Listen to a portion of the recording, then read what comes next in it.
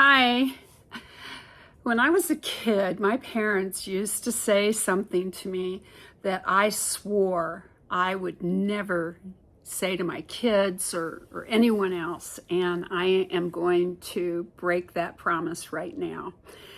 Has anyone ever said to you, if all the other kids jumped off the bridge, would you jump off the bridge? I have done that, and my parents are passed away, so they can't say, I told you so, but I can hear it. I can hear them saying, I told you so. So when I first started selling in January of 2025, and I started following the most successful eBayers on YouTube. And of course, if they were successful, their methods must be successful. When I first started selling, my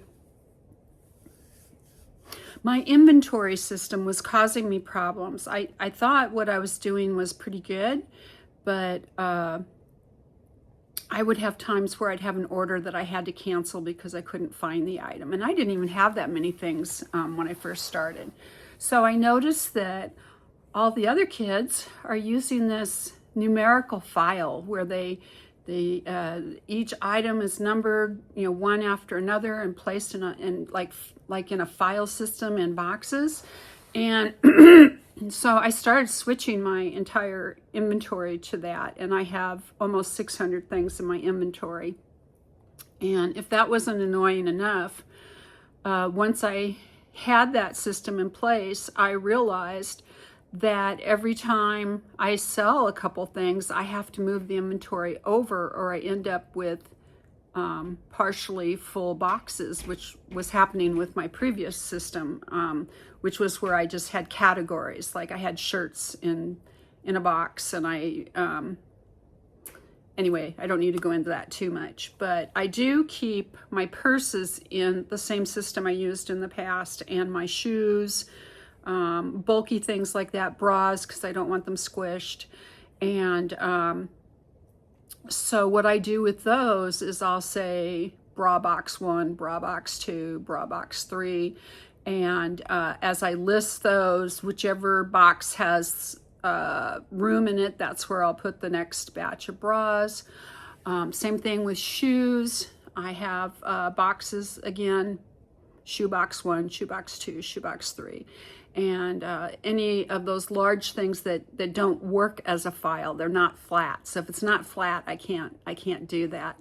And so that works pretty good. The thing that isn't working for me is I'm very nervous about the breakables I have. I've been collecting studio signed pottery, antique pottery, breakable things, and obviously I can't put those in the file, and I guess I would have to completely wrap them up and put them in boxes, but I don't know. It just doesn't sound like a good idea to me, so I'm hoping that somebody that's following me will give me a suggestion for that.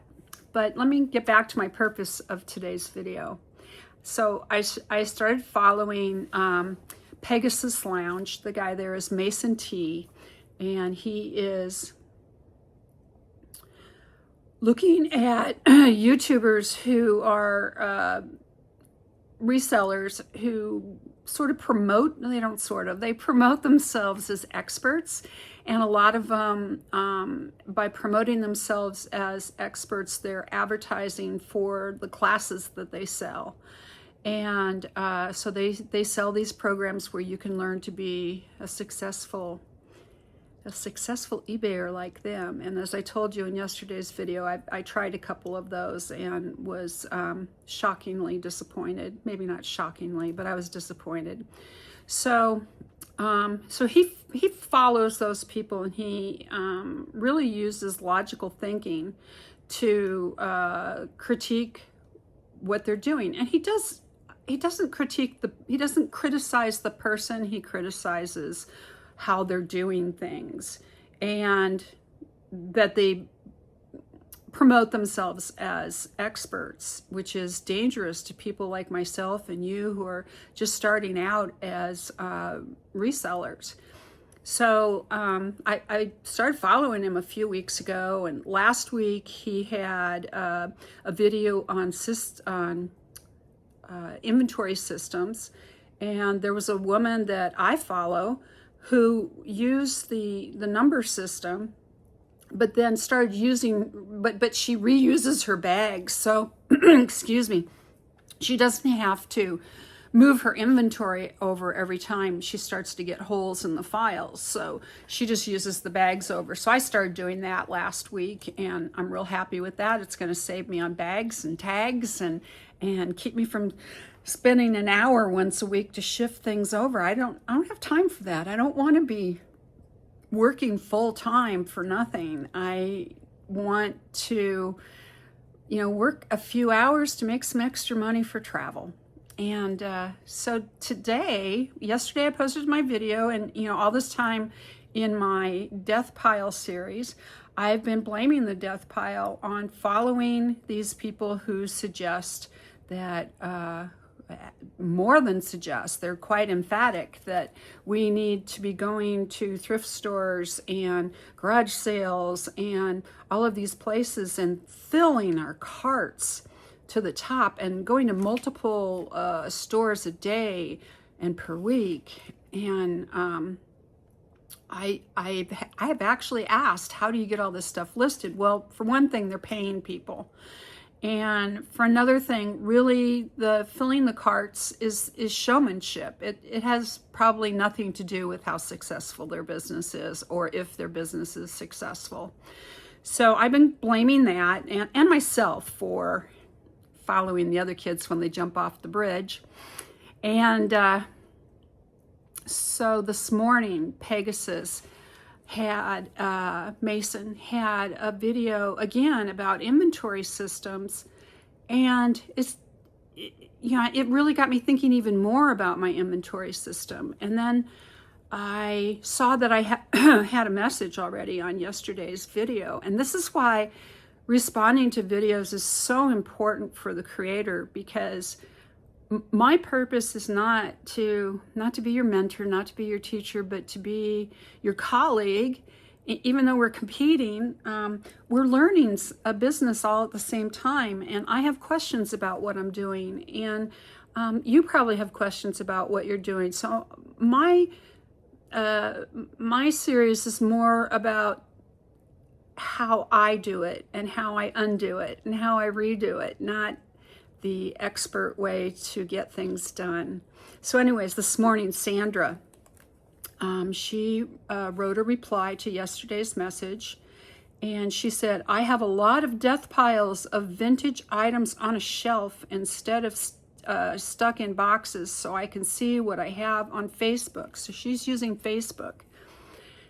And I wrote back to her, and I actually erased this. I deleted my comment.